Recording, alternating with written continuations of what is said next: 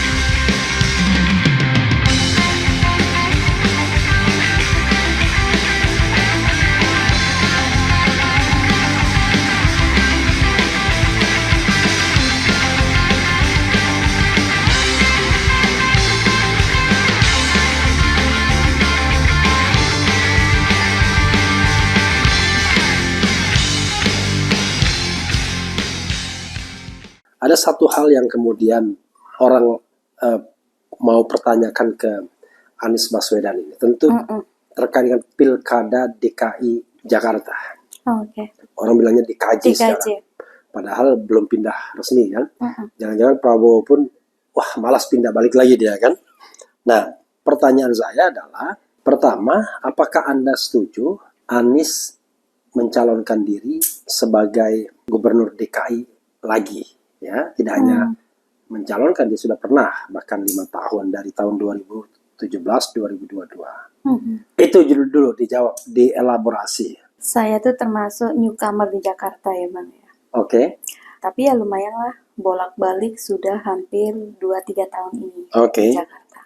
Dan melihat perkembangan Jakarta saat Mas Anies masih menjadi gubernur DKI dan setelah beliau purna dari gubernur DKI. Nah dari situ kita bisa melihat terlebih lagi interaksi kami terutama dengan Mas Anies yang cukup intens saat pilpres kemarin mengenai DKJ atau DKI 1 besok. DKJ 1. DKJ 1. Ya, atau jangan-jangan DKI 1 masih ibu kota jangan-jangan. Jakarta memang masih butuh Mas Anies sepertinya. Oh begitu ya? Iya. Ini kan jawaban yang objektif ya. Selesaikan dulu jawaban objektifnya. Jakarta masih butuh Mas Anies. Kerja beliau 5 tahun kemarin. Tentunya tidak mungkin dalam waktu 5 tahun bisa menyelesaikan seluruh janji sempurna sampai 100%.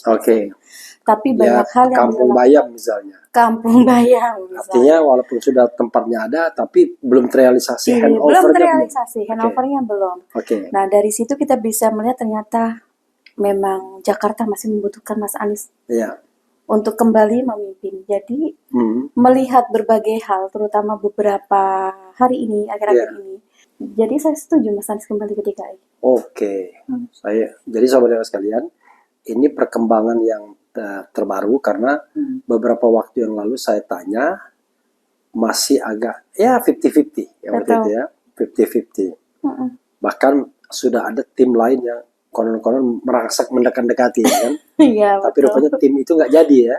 Nggak tahu saya jadi apa tidak ya. Jadi atau tidak.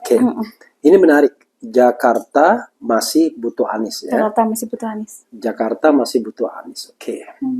Pertanyaannya adalah, tambahan lagi adalah soal partai pengusung. Kita ketahui bahwa sama seperti Pilpres, bahkan lebih ekstrim, tidak ada partai yang bisa standing alone, berdiri sendiri untuk mencalonkan karena ada threshold 20% kursi dan 25% suara. Maka mau tidak mau ya berkoalisi kembali.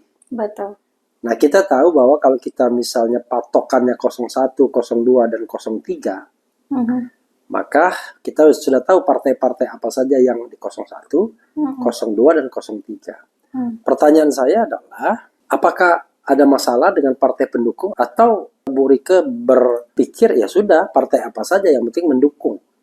Bagaimana? Ini hal yang sedikit membuat galau beberapa relawan tentunya. Pasti abang ya, mengenai partai pendukung. Dalam konteks ini pengusung ya, pengusung. Iya, pengusung untuk Mas Anies DKI 1 ya. Tapi dalam hal ini kembali kita melihat pilkada berbeda dengan pilpres. Jadi selama partai pengusung itu nanti dari manapun mendukung Mas Anies dan mengikuti langkah Mas Anies, bukan Mas Anies yang mengikuti langkah partai.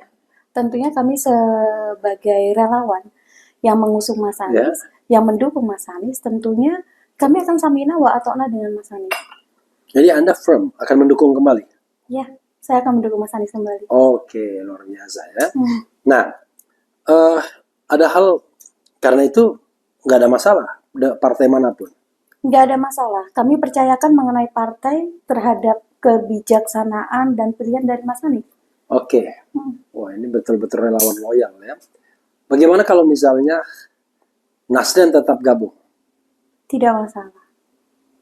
Lebih lagi PDIP gabung juga misalnya? Selama Mas Anies tidak mempermasalahkan itu, kami samina wa ata'na. Luar biasa. Samina wa ta'na wa pronaka wa ilaikal masyir. Berarti kita selesai ya dalam hal partai pendukung. Saya mau nanya satu nama lagi. Penting. Satu nama ini jenengi Sudirman Said. Mas SS. Alias SS. Ya.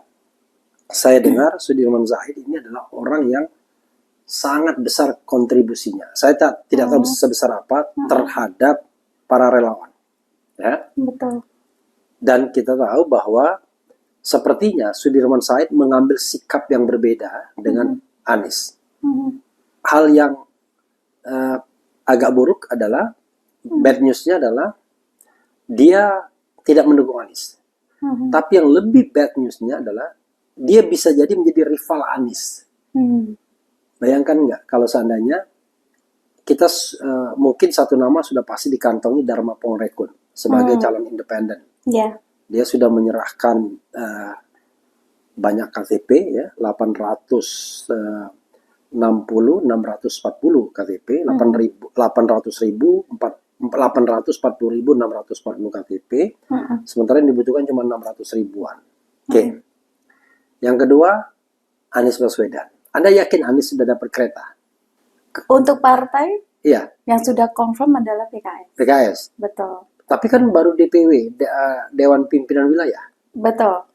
Tapi kami yakin dengan kompetensi Mas Anies yang sedemikian bagus dan pergerakan relawan di DKI Jakarta juga kuat, saya yakin kembali partai akan melirik kepada Mas Anies.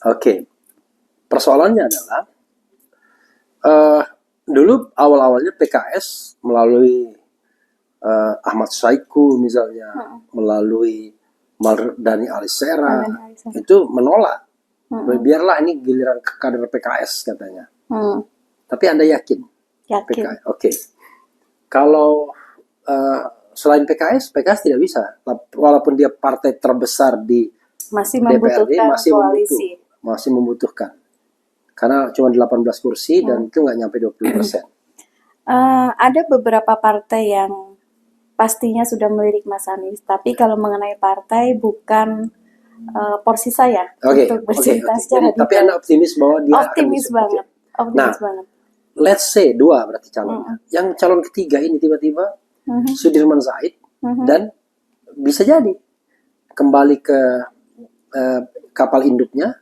Dulu Gerindra pernah mencalonkan dia di Pilkada Jawa Tengah dan kemudian calon anggota DPR dari Gerindra di 2019. Lalu Gerindra bersama Golkar. Ya, bisa jadi kalau kita lihat konstelasi Golkar ada Yusuf Kala di situ. Golkar kan begitu dia. Dia bisa come and go orangnya. Kita tahu di Go Anies kan ada Sirajudin apa-apa, ada Uco sama Andi Sinulinga. Nggak masalah bolak-balik mereka, ya sudah begitu saja. Bisa jadi Gerindra bersama Golkar, bersama Demokrat. Mendukung Mas SS? Iya, mendukung SS. Atau bersama PAN misalnya. Karena PAN sama Demokrat sudah declare kan, tidak akan mengajukan Anies kan. Gerindra belum declare, tapi rasanya nggak mungkin. Karena kalau Gerindra mendukung Anies itu sama saja tidak ada persaingan lagi namanya. Ya kan? Kemudian Golkar, kita tidak tahu, jangan dianggap Golkar partai besar. Golkar nggak partai besar, ya partai besar itu di DKI itu PKS. Ya, betul. Mereka partai-partai di bawah PKS semua. Nah, pertanyaan saya adalah kalau itu terjadi, bagaimana sikap relawan? Justru malah menarik. Oh, malah senang. Malah menarik. Bukankah rakyat semakin memiliki banyak pilihan akan semakin baik, menumbuhkan demokrasi yang lebih baik lagi. Di mana letak salahnya? Selama semua itu berjalan sesuai dengan aturan yang berlaku. Memang nggak ada salahnya sih ya. Tapi bagaimana kalau seandainya ada calon keempat atau bahkan calon ketiga yang ini kan bisa memecah kekuatan antara Anies dan Sudirman Said, pecah kekuatannya bagaimana? Kalau kita memandang dari sisi Pilpres kemarin ya Abang ya, itu relawannya Anies Baswedan.